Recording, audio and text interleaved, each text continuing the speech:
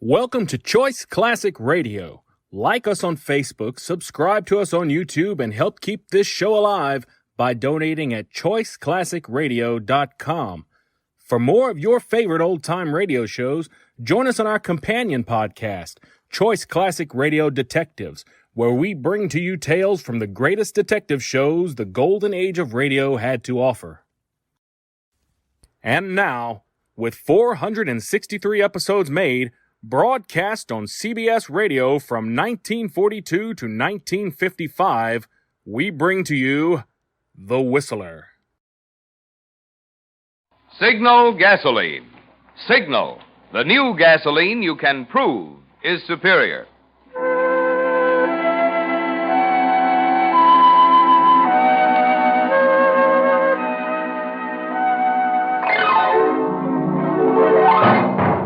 The Signal Oil Company and your neighborhood signal dealer bring you another curious story by The Whistler.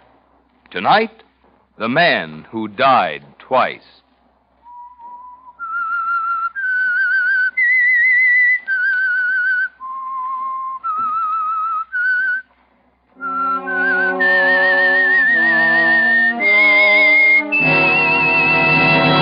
I am the Whistler. And I know many things, for I walk by night. I know many strange tales hidden in the hearts of men and women who have stepped into the shadows. Yes, I know the nameless terrors of which they dare not speak.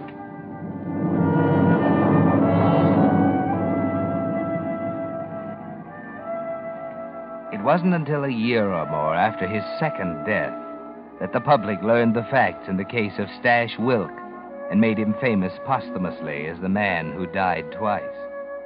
That was an interesting story in itself, but it was really only a prologue to a bigger story, one which the public never knew in full. 4 people were involved: Stash, his brother John, his lawyer Ben Maddow, and his girl Edie Shelby. But the real central character in the story was an oil drum containing $400,000 in currency, buried near a lonely highway. Yes, Stash Wilk, if you hadn't been stupid, if you hadn't killed that bank guard, you might have made it. But there's no use crying over spilt milk, is there? You're in the state penitentiary now, in the death cell, 48 hours from the gas chamber. And all you can think of is the $400,000 buried in the oil drum near the highway, safe. Only you know where it is, Stash. Maybe that's why Ben Maddow, your lawyer, is trying so desperately to get you a reprieve. But listen to reason, Stash. I tell you, we saw the governor. They all turned us down. There must be some other way. Where's Edie? I gotta see her. She's coming with John. And my brother? What's he doing here? Trying to help? You mean he's money hungry, too, like the rest of you? Please, Stash, don't you see? You've got to tell us where that dough is so we can put it to work for you. Oh, you low down. Let me go, you crazy idiot. That guy's coming. Nobody gets a smell of that dough till I'm out, see? Yeah, Stash. Yeah. Let me go. Yeah. Well, thanks. Right, straighten your tie. They're coming. Miss Shelby and your brother to see you, Wilk. 10 minutes. Stash. Oh, Edie. Oh, I missed you, baby. Hope you miss me, too. I have, Stash. I have. It's getting so I figure everyone's got his eye on the dough. Even you. Oh, please. Okay. What's on your mind, Johnny? Ben, did you ask him about... I just told Ben exactly how I feel about the dough, Johnny. Just so there won't be no mistakes. You see, there's one thing worse than walking to that little green room tomorrow. That's walking there knowing someone else is making free with that $400,000. In other words, John, he doesn't trust us. Right. Once I'm out, it's a different story, of course. Of course. Well, that leaves us just one alternative. What's that? It's a long shot, Stash, but that's about the only kind we have left. It'll take money. Now or later? I think you'll be satisfied with later. Who? The doctor. Are you kidding? What good can a doc do me? Let him talk, Stash. It's this way, Stash. With the right injections, a man who's been gassed to death can be brought back to life. Brought back? What are you giving me? What kind of a double cross is this? Are you all crazy or something? Relax before you have the guard here. I'm telling you a plain fact. A man who's been gassed and pronounced dead can be revived, providing you get him to the right doctor fast enough. Now, cigarette, anyone? Yeah, I'll have one. Thanks. A little less noise now, huh? Yeah. Well, Stash, you ready to listen to details? Don't have much choice, do I? Okay, Johnny, I'm listening. But get this straight, the three of you. I don't do no talking about the 400 grand till I'm out of this pen. And you can figure how much talking I'll do if I come out dead.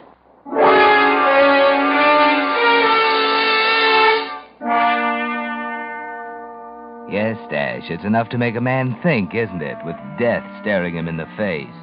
The guards at the prison notice the change right away, and the report goes to the warden that with a little more than a day of life left you, you've changed from a surly, scowling brute into a model prisoner. Meanwhile, Ben Meadow and your brother John are making preparations. And finally, on the morning of the execution... What time is it, John? Almost 5. That doctor was Don't worry, I told you. He's got the schedule. You're sure of him? Positive. He's done it before. We have exactly an hour. He goes into the gas chamber at 6 sharp. Where's that laundryman? Outside. We'll get him. Hey, come here a minute, will you? Yeah. You got everything straight? Yeah, I think so, Mr. Meadow. He goes into the chamber at 6. Ought to be out at 6:10. They'll take the body direct to the prison crematory. You meet the wagon at the southeast at exactly 6:13. You exchange that body in the sack in your truck for Stash. Yeah, I know. Now, there can't be any slip-ups. A delay of a minute might make the difference between life and death. It's got to be split-second timing. You understand? Yeah. All right, get out and check your truck. And don't let the prison guard suspect this is anything but your usual laundry pickup. Right, boss. I'll be back at 6:20 sharp with the body.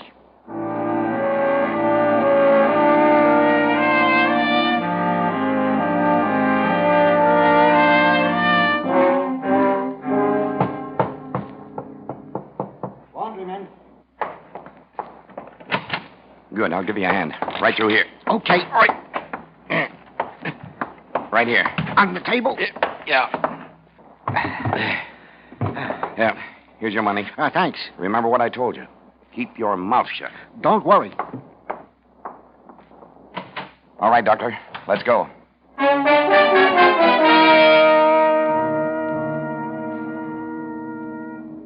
Methylene blue. Here it is. Needle. Right. There. Oxygen on. It's on, Doctor. Heart. Not yet. More methylene.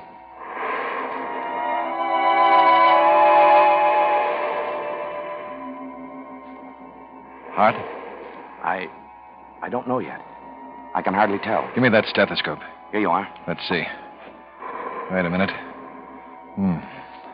Give him more oxygen. He's starting to breathe, Doctor. How's his heart? Easy. Now down on the oxygen a little. Steady. He's really breathing. All right. We'll keep the oxygen on a little longer. Doctor, is he... Yeah, he's out of the woods. He'll live? He has an excellent chance. Cover him with a couple of blankets. How long before he'll wake? There's no way of telling yet. The main thing now is that he's alive. If his constitution is as strong as I think it is, he'll come through.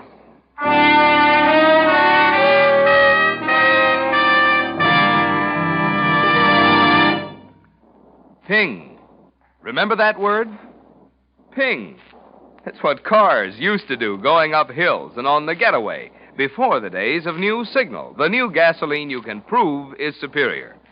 But ping is a lost word now, on its way clear out of the motoring vocabulary. For with New Signal gasoline, tired old motors purr with pleasure, even when they're working hard. But higher anti-knock isn't the only improvement you'll notice when you try Signal's new super fuel. No, indeed. In addition, you'll enjoy quicker starting the moment you touch the button, faster pickup that you can really feel. And because you'll be shifting less, you'll get more of those pleasurable high-gear miles, actually go farther than ever with New Signal. Because all these advantages are things you can see, feel, hear right in your own car, we call New Signal the gasoline you can prove is superior. Why not make your next gas stop a stop at one of the friendly stations displaying Signal's familiar yellow and black circle sign? Fill up with New Signal gasoline and see for yourself the surprising performance there's still left in your car. And now, back to the Whistler.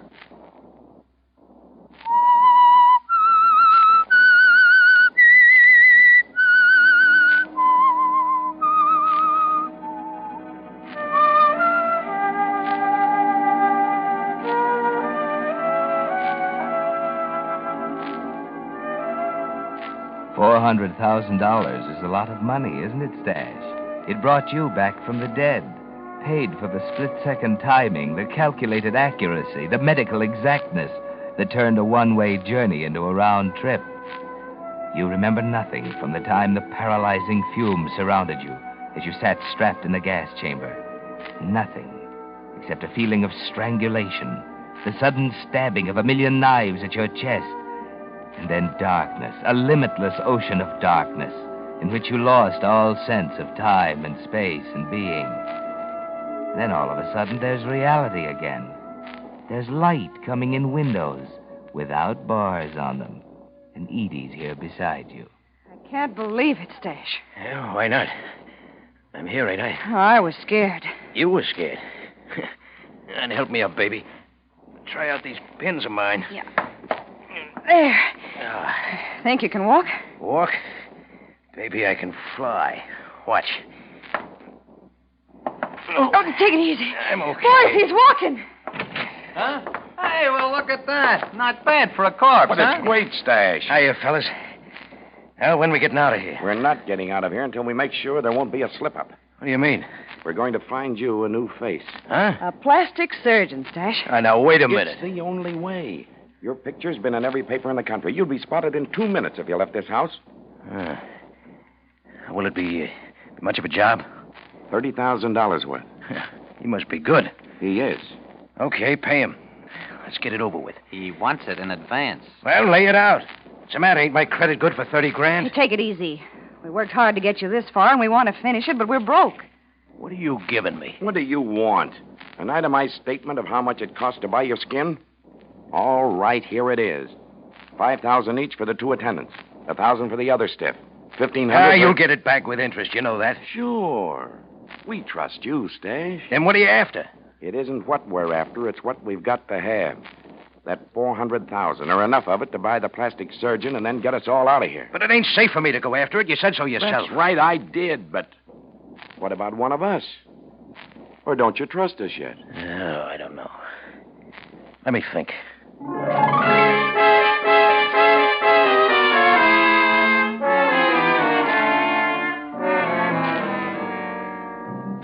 And you don't trust them, do you, Stash? Because you know there's no honor among thieves. Still, you're not quite yourself today, are you? There's a new feeling inside you. The dictionary calls it gratitude. You don't recognize it, but it makes you feel a little like a heel, doubting these people after they saved your life. But perhaps you can squirm out of it gracefully. Perhaps your brother... Johnny, how about you? Can't you raise $30,000 for me? Right now, I couldn't raise yeast. I'm already out on a limb for part of the expenses. There's nothing we can do, Stash. We've gone through every cent we have. You said that. What about raising it? I tell you my credit's good. It won't work. Who is this Doc? Martin, he's a friend of mine. Why won't he work in the cuff? He wouldn't believe me when I told him about the money you buried. Wouldn't believe you. Why not? I had nothing to show him. Why should he? You still don't trust us, do you, Stash? Wait a minute. You think you could convince this Doc if I drew you a map? Now you're talking. I ain't finished. There's strings on this. Nobody does any digging till I'm ready to go with you. After the operation. But what about paying the doctor? I think I can sell him on it if I've got a map. He's afraid Stash will walk out on him. He's taking quite a chance, you know. It's all right with me, Stash. What about you, Ben? Nobody goes till I go with you, right? Okay. All right. Give me a paper and pencil.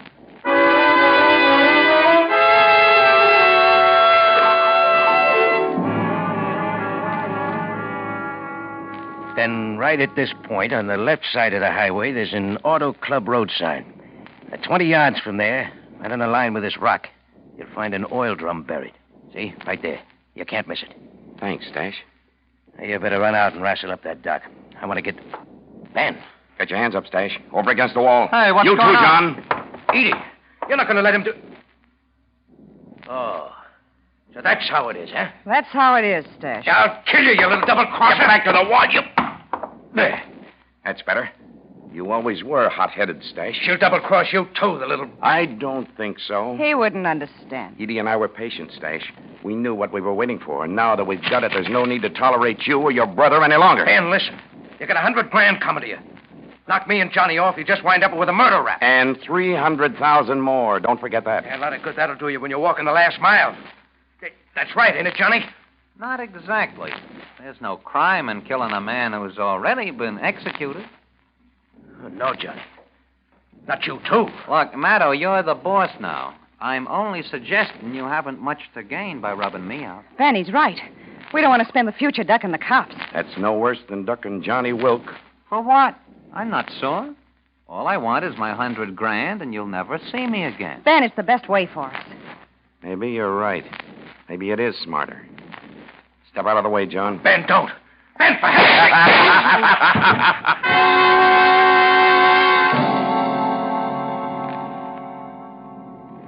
So Stash Wilk died twice, reducing membership in the corporation to 3. Ben Maddow, John Wilk, and Edie Shelby, each with one eye on the 400,000 and the other on their partners. They're all jittery that night on the way to the spot Stash marked on the map. What are you trying to do, Edie? Kill us all? Don't jump at me. I saw the car. Well, don't drive so fast. You want to get there, don't you? Exactly. I want to get there. I can wait until tomorrow if I have to. Look. Why don't we just take it easy, huh? We can stop at a roadside hotel. I think it's crazy. You're outvoted. May as well slow down. All right. That better? You know, it's funny, Ben. Someday you'll probably fall and break your neck in a bathtub.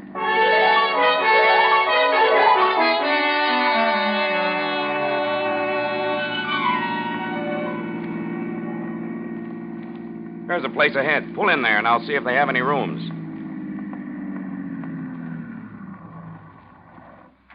Be right back. He knows better than to leave it. Leave what? Oh, don't give me those sheep eyes, Edie. You had your eyes on his inside coat pocket ever since we left. And don't tell me you're in love with the old goat, neither. You're pretty sure of yourself. I know women. You know me? Yeah? That's nice. Could be a lot nicer with old Graybeard out of the way. Any ideas? A few. For example? Mighty nice layout here. All these second-story rooms with balconies. I don't get it. Just watch me. That's all I've been doing since we met. Sort of like it, Johnny. Watching you. Wait a minute. Here he comes. Hey, what's the dope, Ben? Just talk to the maitre d'. We can get dinner and rooms. Did you reserve the rooms? Not yet. I wanted to check with you first. That's great with me. Come on, Edie. Yeah, I was thinking we could pick up a couple of those view rooms on the second floor. With the balconies? Mhm. Just what I had in mind. Look at that sky, will you? Oh, what about it? Nothing. Except it is going to be a beautiful night, isn't it?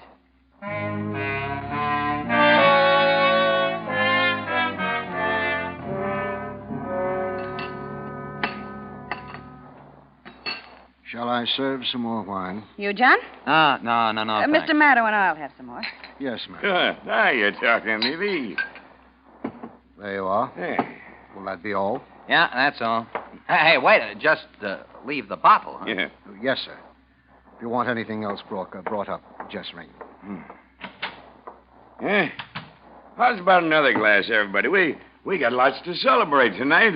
Edie will keep you company. I'm going to stretch my legs. Okay, Johnny. Just careful, Ben. You're spilling. Yeah, it's a pretty elegant suite. Venetian blinds. French windows. Pretty fancy, huh? Yeah. Private balcony. Yeah.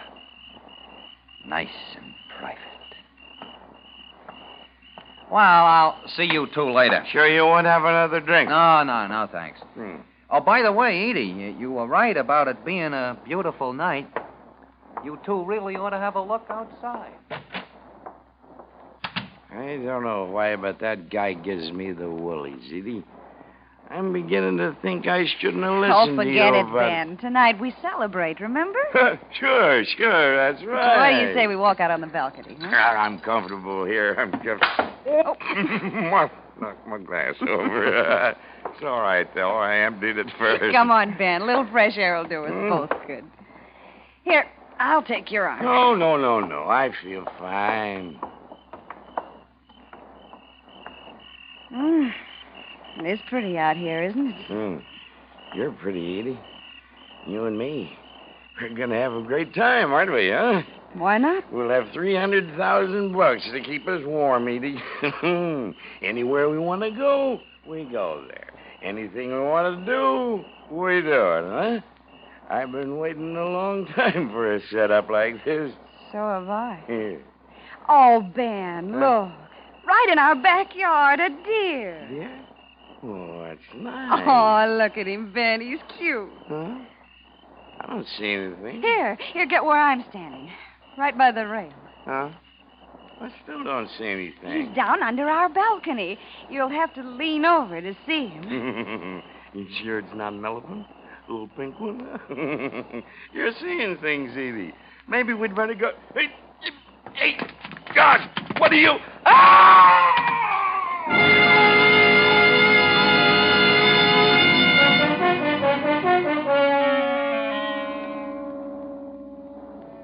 Too bad, Ben.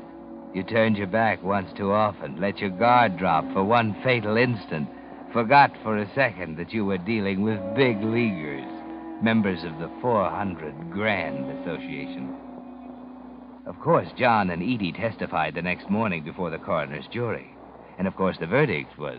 The deceased, Benjamin Maddow, met his death from an accidental fall while under the influence of alcohol.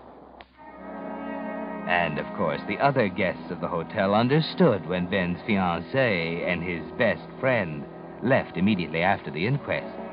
Of course. After all, Edie, you couldn't bear to remain around the scene, could you?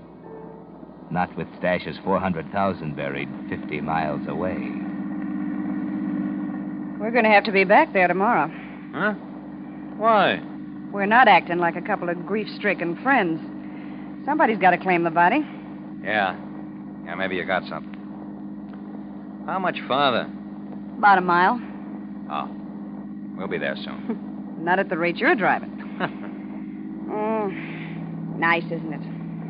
Two of us alone. Yeah, There's a lot ahead of us with that 400 grand. there's a lot behind us, too. We can forget it. You think so? It'll be easy with you. You're a pretty interesting character, John Wilk. Yeah? Yeah. You've been in the racket, same as the rest of us, but you've never gotten your fingers dirty.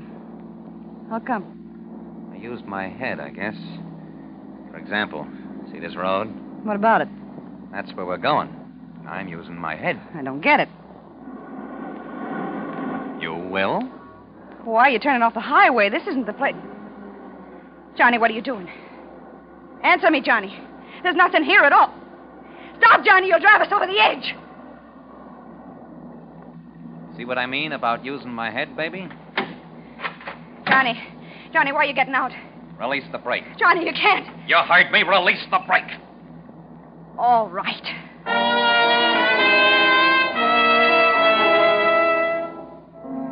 You know what he's doing, Edie. He's too smart to shoot you with that .38 he's holding. The shoulder of the road slopes down for about 10 feet. Then the cliff. They'll find you in the wrecked automobile, and there'll be no telltale bullet holes. You're thinking fast. You've got one chance, haven't you? There, he's behind the car now to start it rolling down the slope. That's it. Into reverse, quickly. Run him over. I got him. You're going to have to turn around. It's narrow, but you've got to make it, Edie. That's right. Now into reverse. You have to back close to that edge. You have to watch where you're going. Better take your eyes off John for a minute as he lies on the other side of the road. Johnny! No! Keep right on going, baby. Right on over.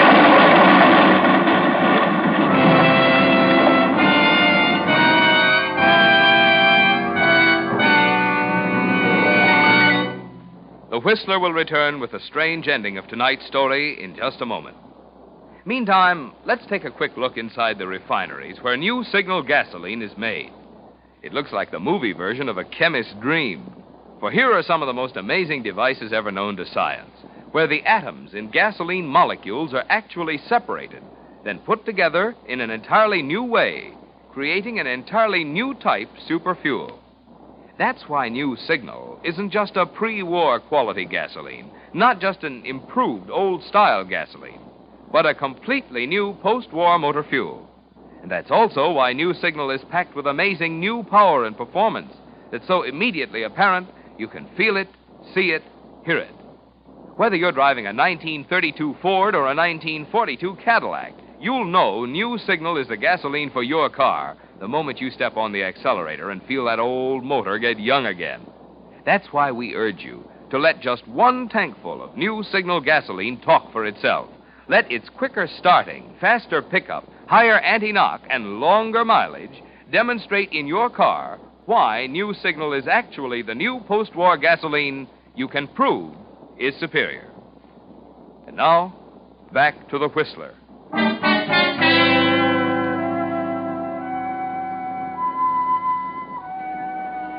So the corporation is finally cut down to one. And you're it, aren't you, Johnny? It's been a hard struggle. Your chest is crushed, your right foot mangled. But there's something more important than that. You're just like Stash and Ben. Money comes before anything else. It's the thought of the 400,000 in the oil drum that gives you the strength to half walk, half crawl that last mile to the roadside. Yes, there it is. 50, 16. And there's the rock. 17, 18, 19, 20. Here. Right here. Yes, John. This is the spot you've lied and betrayed and killed to reach. You don't care whether you live or die now.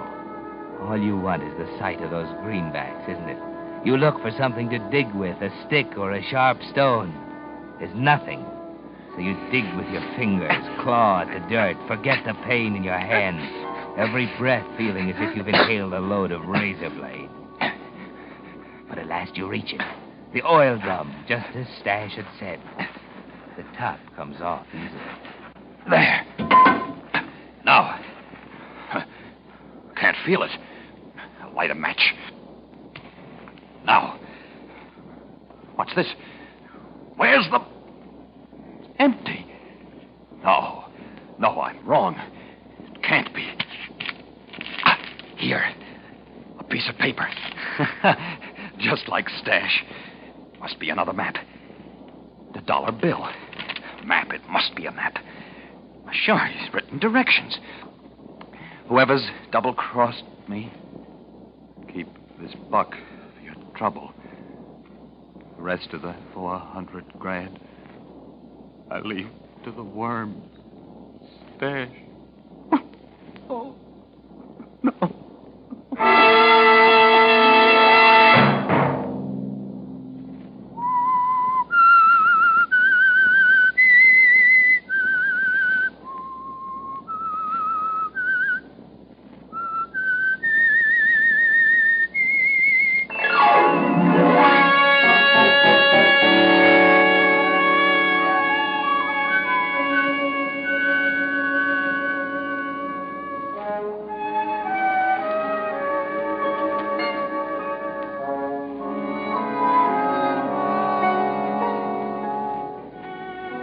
Next Monday at 9 o'clock, the Whistler will bring you another strange tale. The curious story, Death Wears a White Robe. The Whistler is broadcast for your entertainment by the marketers of Signal gasoline and motor oil and fine quality automotive accessories, and by your neighborhood Signal dealer. This program, directed by George W. Allen, with tonight's story by Stanley Rubin, music by Wilbur Hatch, is transmitted to our troops overseas by the Armed Forces Radio Service. This is Marvin Miller speaking, and suggesting that you try New Signal, the new gasoline you can prove is superior.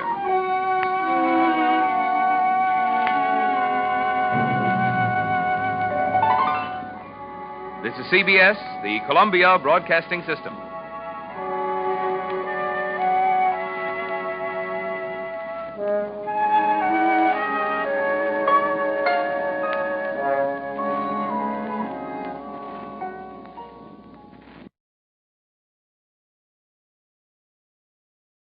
That concludes today's episode. We'd like to thank you and remind you to donate at choiceclassicradio.com. Remember, your donations make episodes like this possible.